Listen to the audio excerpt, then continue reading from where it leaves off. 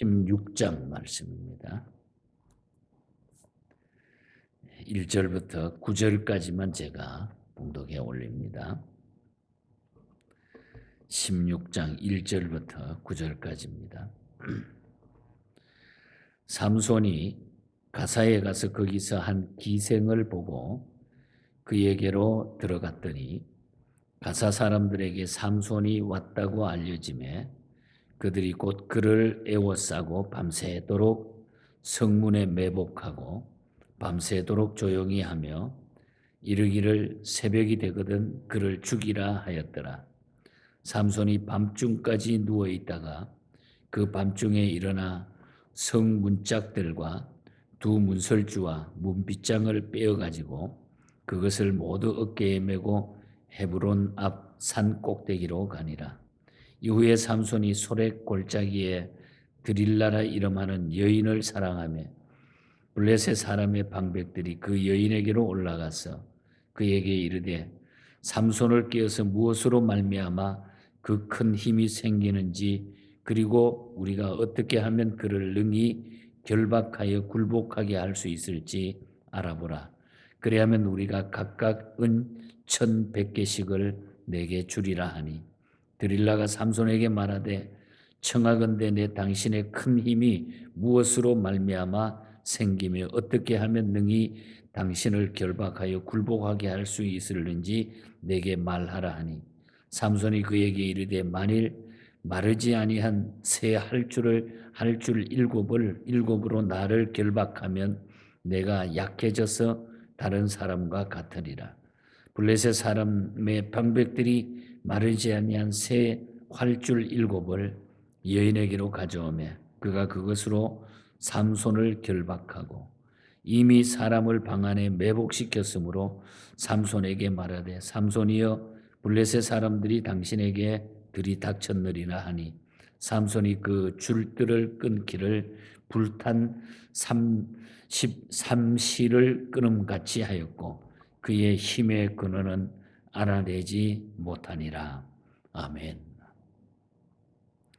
하나님의 말씀으로 오늘도 우리 승리하는 귀한 날 되기를 축복합니다. 사사기 16장은 그 삼손의 마지막 그 비참한 그 비극적인 사건을 자세하게 마지막 긴 말씀으로 기록을 해 놓았습니다. 삼손이 참 끔찍한 마지막을 맞이하는 이런 모습을 보고 우리가 참 죄의 결과가 얼마나 비참한가 하는 사실들을 기억하게 됩니다. 삼손이 비극의 최후를 맞이한 것은 결국은 육적 타락이 원인이 됐다고 하는 것입니다. 삼손은 하나님의 능력으로 블레셋 사람들을 단번에 1,000명이나 죽이는 큰 역사를 행했지만은 그는 여전히 또 여자에 대하여 약점을 지니고 있었다고 하는 것입니다. 또 삼손은 기생의 집을 출입하는가 하면은 오늘 1절에 3절에 이미 또 기생의 집에 들어갔다가 다시 나와서 또 음탕한 소렉 여인 드릴라와 애정 행각을 벌이는 이 모습이 기록되어 있는 것을 보게 됩니다. 절대 선택받은 자가 그렇게 하지 말아야 되는 그 일을 저지르고 말았다는 것이죠. 그러자 블레셋 방백들은 이 드릴라라고 하는 여인을 돈으로 매수해가지고 삼손의 힘의 근원을 알아내기를 원했던 겁니다. 그래서 5절에 보면은 은 1,100개씩 줄 테니까 그 삼손의 힘이 어디서 나오는지 알아보라는 거죠. 우리가 잠언서에 보면은 그런 말이 나옵니다. 음녀는 험한 도랑과 같으며 하나님을 멀리하는 자는 거기에 빠지게 될 것이다. 음녀는 험한 도랑과 같다. 그리고 하나님을 멀리하는 자는 그 도랑에 빠지게 된다. 그런 말씀이죠. 삼손이 바로 그 함정에 빠지게 됐다고 하는 사실을 말하고 있습니다. 그 결과 그는 힘의 근원인 머리를 잘렸고 결국은 삼손이 비참하게 되죠. 오늘 9절까지 읽었습니다마는 첫 번째로 삼손은 처음에는 장난삼아 이야기했겠죠. 푸른 칡 7가닥을 가지고 나를 묶어버리면 내가 꼼짝 못하시 나는 죽게 될 것이다. 힘이 다 빠질 것이다. 거짓말을 했죠. 그래서 또 11절에 가서 보면 두 번째로 계속 드릴라가 이야기하니까 쓰지 아니하는 새 밧줄로 한 번도 써보지 아니한 새 밧줄로 나를 묶으면은 내가 꼼짝 못할 것이다. 역시 그것도 거짓말을 그렇게 해봤자 되질 않았고 또 13절에 가면은 뭐라 그러니까 세 번째 또 이야기를 하죠. 나의 머리털 7가닥을 배실하고 섞어가지고 짠 걸 가지고 나를 묶으면 내가 꼼짝하지 못할 것이다. 3번까지 이야기를 해서 다 거짓말이었던 겁니다. 그래서 나중에 결국은 드릴라가 그냥 울면 불면 그냥 계속 하니까 결국은 삼손은 거기에 빠져서 사실은 나는 나시린인데 내 머리털에서 그 힘이 나온다.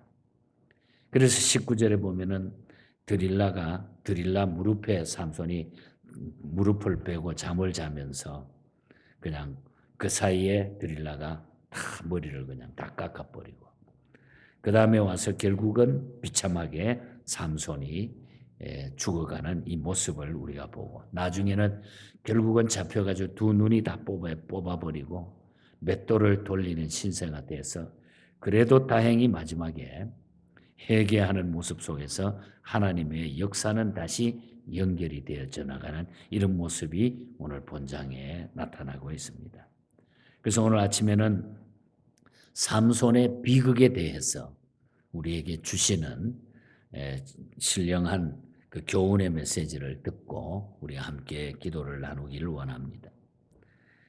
결국은 이 죄의 결국은 패망이라고 하는 사실을 우리가 교훈받는다는 거죠. 죄의 결국은 패망이다. 우리가 잘 아는 대로 로마서 6장 23절에 죄의 삭선 사망이라. 삼손은 이미 딥나 여인과의 혼인으로 큰 교훈을 얻었고 사사기 14장 15장 쭉 넘어와 보면 또한 라사의 기생과의 관계를 오늘 1절에서 3절까지도 이 라사의 기생과의 관계를 통해서도 하나님의 경고하심을 들었어요. 그럼에도 불구하고 삼손은 자신의 성적 욕구를 제하지 못하고 요부 같은 드릴라와 관계를 맺음으로 돌이킬 수 없는 수치와 형벌을 받게 된 것입니다. 이 드릴라는 돈이라면은 무엇이든지 할 수 있는 그런 여인이에요. 그래서 돈에 결국은 넘어갔다는 거죠. 드릴라는 삼손이 술을 먹고 잘 때에 삼손의 머리를 그래서 결국은 머리털을 잘라내게 된 겁니다. 그 결과 그의 힘의 근원이 그대로 다 떨어지는 거죠. 그렇게 힘 있는 자가 한갓 여인에게 멸망당할 줄은 몰랐을 것입니다. 그러므로 우리는 작은 악이라도 조그만 그런 범죄라 할지라도 능히 우리를 멸망의 자리로 끌고 갈 수 있음을 알아야 된다는 것. 또한 우리는 잠자고 있을 때라도 원수들은 잠자지 아니하는 사실을 우리가 명심하고 영적으로 깨어 기도하지 않으면 우리가 죄악 속에 빠질 수밖에 없다고 하는 것. 죄의 결국은 패망이다. 이 교훈을 우리는 삼손의 비극 속에서 찾아야 돼. 죄의 결국은 패망이다. 그 다음에 죄와 연합하여 죄를 대단치 않게 생각하는 사람들은 결국 영적인 감각을 다 상실하게 된다는 거예요. 죄를 달갑지 대단하게 생각하지 않고 그냥 적당하게 생각하고 넘어가게 되면 결국은 영적인 감각을 우리가 다 잃어버리게 된다는 거죠. 즉 삼손은 자신에게 이미 하나님의 능력이 떠났음에도 불구하고 그것을 여전히 깨닫지 못할 정도로 그 영혼이 무디어져 있었습니다. 그래서 20절에 가서 보면은 20절 후반절에 보면은 여호와께서 이미 자기를 떠나신 줄을 깨닫지 못하더라. 죄악 속에 빠지니까 하나님이 떠났다는 거죠. 여호와의 영이 거기서 떠났다는 거. 그걸 깨닫지 못하더라. 하나님이 떠나는데도 깨닫지 못하더라. 많은 사람들이 죄와 연합하여 회개하지 않고 같은 죄를 되풀이하는 동안에는 자기도 알지 못하는 사이에 영원히 나태해져 가게 됩니다. 그리고 하나님이 주신 선물들이 결국은 시들시들해져 가는 것을 알지 못하는 거예요. 하나님이 우리에게 주신 많은 선물들, 좋은 것들, 선한 일들이 자꾸 시들시들해져 간다는 거죠. 영원히 죄로 물들게 되면. 뿐만 아니라 그 이유를 찾으려고도 안 씁니다. 이것이 좋아. 그러다가 결국은 뜨겁게 돼가지고 나중에는 거기에 삶아서 죽어진다는 거죠. 그 은총을 회복하기 위해서 노력도 하지 않는다는 거예요. 다시 그것을 회복하려고 하지도 않는다는 거죠. 시들시들해져가지고. 그러므로 우리는 영적 감각을 잃지 않도록 항상 조그만 죄의 결과도 괴로워하고 다윗처럼 침상을 적시며 회개할 줄 알아야 돼요. 크고 작은 일들이 우리의 삶 속에 계속 일어날 텐데 그때마다 또 우리는 일어나서 회개하고 또 하나님 앞에 엎드리고 이렇게 살아가야 된다는 거예요. 그런데 우리가 죄에 깊이 빠져버리면 영적인 그 감각을 다 잃어버리게 된다. 회복하려고 생각을 하지 않는다는 거예요. 죄는 우리가 하나님 앞에 회복하지 않으면 우리가 죽는다는 거죠. 패망이기 때문에. 그래서 우리는 영적 감각이 흐려지지 않도록 늘 정신 차리고 깨어 삶을 살아야 된다. 그리고 죄의 속성은 처음에는 달콤하지만 일단 거기에 빠지게 되면 치명적인 쓴맛을 마지막에는 보게 돼 있다는 거죠. 삼손의 애정 행각은 실로 달콤하게 그지가 없었을 것입니다. 뭐 자기가 하고 싶은 대로 다 이루어졌으니까. 하지만 종국은 두 눈이 뽑히게 됐고 블레셋의 다곤 신전에서 맷돌을 돌리는 비참한 신세로 전락하고 말았다는 거죠. 죄의 결과는 이렇게 비참하다고 하는 것입니다. 그러므로 우리는 죄를 조심해야 된다. 죄를 조심해야 된다. 거기에 빠지지 않도록. 다행한 것은 그래도 하나님의 역사를 진행해 나가기 때문에 마지막에 삼손이 그 꼴이 돼가지고 맷돌을 돌리면서 이제 블레셋 사람들이 다곤 신전에 약 3,000명 이상이 모여가지고 그냥 잔치를 베푸는 거예요. 삼손을 그 자리에서 이제 죽이는 거예요. 그때 삼손이 다행히 하나님 앞에 회개하면서 하나님 한 번만 나에게 힘을 달라고. 그래서 삼손이 거기에서 다시 하나님께서 그 역사를 연결하시기 위해 가지고 회개함으로 하나님의 역사가 진행되게 되죠. 그래서 우상 숭배자들, 사실 그 다곤 신전에 그때에 모였던 중요한 멤버들 다 정치적으로 요즘 말하면은 그런 사람들이 모였는데 거기에 3,000명이 거기에서 신전이 무너져 가지고 삼손이 그 기둥을 뽑음으로 말미암아 다 죽게 됐다고 하는 거예요. 성경은 그렇게 기록하죠. 삼손이 죽인 자가 살았을 때의 죽인 자보다 더욱 많더라. 30절에 가서 보면. 그 앞에도 많은 원수들을 이기고 죽이고 했는데 그때 죽인 자가 살아있을 때 죽인 자보다 훨씬 더 많더라. 여러분, 죄의 삭선 죽음이라는 거. 그래서 오늘 말씀을 우리가 마무리해 보면은 죄의 삭선 사망. 그리고 우리는 회개하지 아니하면은 살 길이 없다고 하는 거. 그래서 우리 하나님의 백성들을 믿는 사람들은 딴 길로 가면 안 되는 거예요. 딴 길로 가면 안 돼. 우리가 불의한 일을 심판할 때까지 우리가 어떤 일이 우리 앞에 놓인다 할지라도 우리가 딴 길로 가면은 우리가 실패하게 된다는 거. 그래서 우리는 하나님 앞에 늘 자신을 바라보면서 삼손의 최후를 생각함으로 하나님의 선한 일의 도구로 사용이 되자. 어제 아침에도 말씀드린 거는 우리는 쓰임 받아야 되는데 하나님은 악하게도 사람을 사용하신다는 거죠. 그런데 우리는 선한 도구로 사용되어야 되겠다고 하는 거. 우리가 늘 자주 묵상하는 찬송이잖아요.